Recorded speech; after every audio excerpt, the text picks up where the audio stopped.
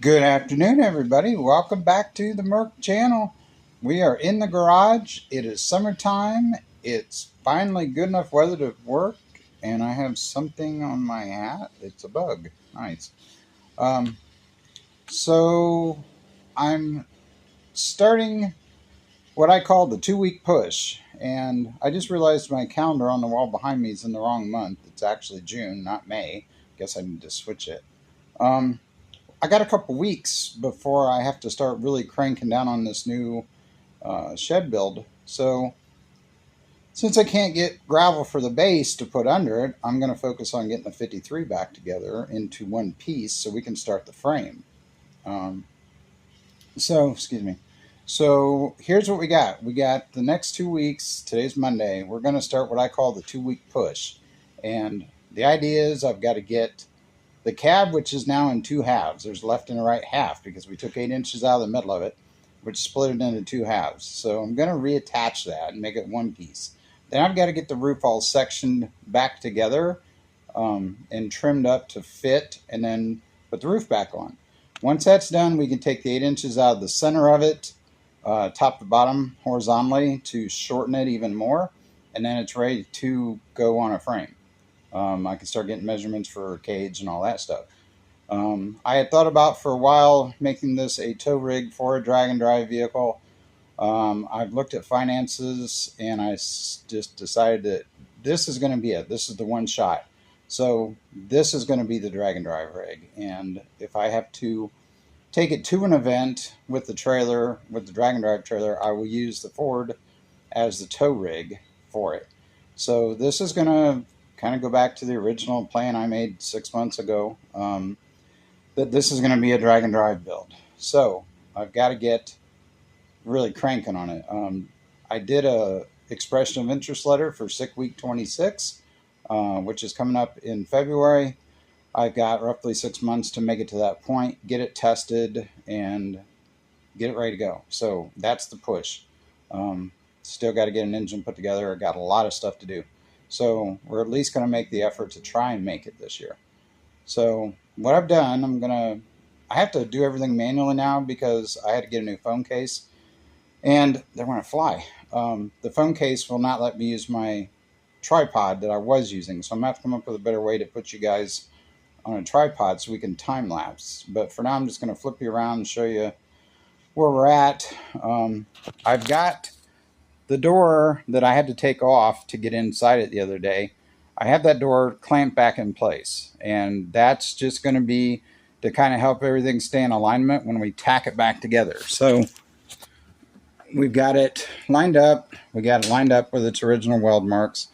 I've gotten this pretty well fitted where I want it. So this, I think we can tack together today. I got a little bit of fitting to do. We'll play with that back wall a little bit and get it tacked in. Once everything's tacked where I'm happy with it, then I can take the door off and get inside and really start welding that all back together. So that's the battle plan for today. So before I tear into that, I want to take a second and I want to say a big thank you, because I was looking at analytics the other night, and we are over 60 subscriptions on this channel. And I had never in a million years dreamed I'd have 10 subscribers, let alone 61. So I want to say thank you to each and everybody out there that has hit the subscribe button or hit a like button on one of the videos. A couple of the videos in this playlist, the Rat Rod Build playlist, have gotten over 500 views. To me, that's just amazing, and I'm so thankful for you guys that are tuning in and following along as we do this build. Again, if you're new to the channel, this is the 53 GMC Rat Rod / Drag and Drive build. It's going on a Model T style frame with the suicide front axle, as some people call it, the old model, like a T-bucket style basically. Front end, it'll be an open engine concept. It will have a bed, but it will be mostly cosmetic, not so much functional, because it'll have a fuel cell in the back. The battery will be relocated, and it'll have basically just function over form, I guess, for lack of a better term. I do have a start on a drag and drive trailer, and that'll be part of this build also once we get a little bit further along. We're going to put together a trailer that we can use for drag and drive events. So that's, oh, my mailman's here. I guess I should go see what he wants. I'll come back. Okay, we're back.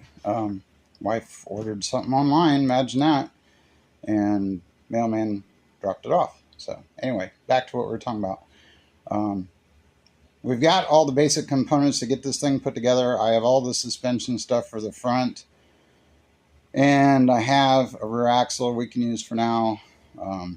That stuff will get upgraded with time, but anyway, that's the game plan. So I'm going to figure out a new way to set you guys where you can watch as we button this thing back up.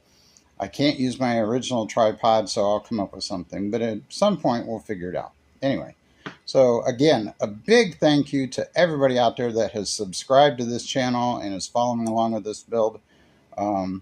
This is for entertainment, to show how you can take basically a 1.5 car garage and an old beat up pickup truck and make something cool out of it. This is me having messed around with cars for 30, 40 years, I guess, almost now. And just, how to do something fun and not break the bank is the whole idea behind this channel. So I'm going to tear into this. So let's get through the opening credits and get going.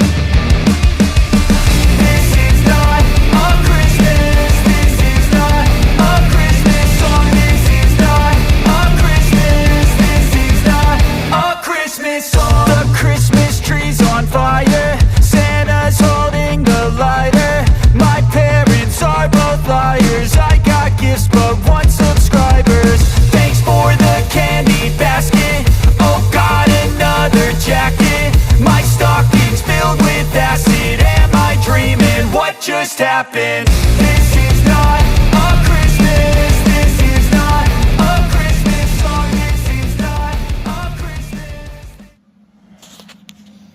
Okay, so we're tacked in the front, a couple of little spots just to hold everything together, and we can take our braces off. I didn't realize, but when I cut the rear, I got a little crazy. So we got some gappage, but it's tacked here and here, here and here. So what I'm going to do is clean the rest of this up, get the paint off of it. I'll take my brace loose, and we'll start stitching little bit till we have this all stitched back together. And then we'll use the electric eraser and clean up the welds, and then we'll go to the inside and do the same thing. So it's going to take a little bit of process to do it. I'll be aligning it as I go. These little clamps are a great tool to get started. They clamp from both sides, so they hold things in alignment.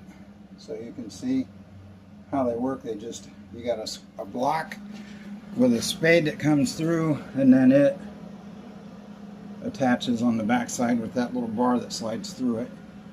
And they'll hold everything flush. So now all I've got to do is just start cleaning it up and putting it together. So it's a slow process, so I'm not going to time lapse it because it's going to take a while, because you have to skip around, otherwise you'll warp it. So go ahead and I'll get this stitched up over the next day or so, and then that's done and it's back in one piece. So anyway, I'm going to jump off here for now, and I'll come back once this is all stitched back together.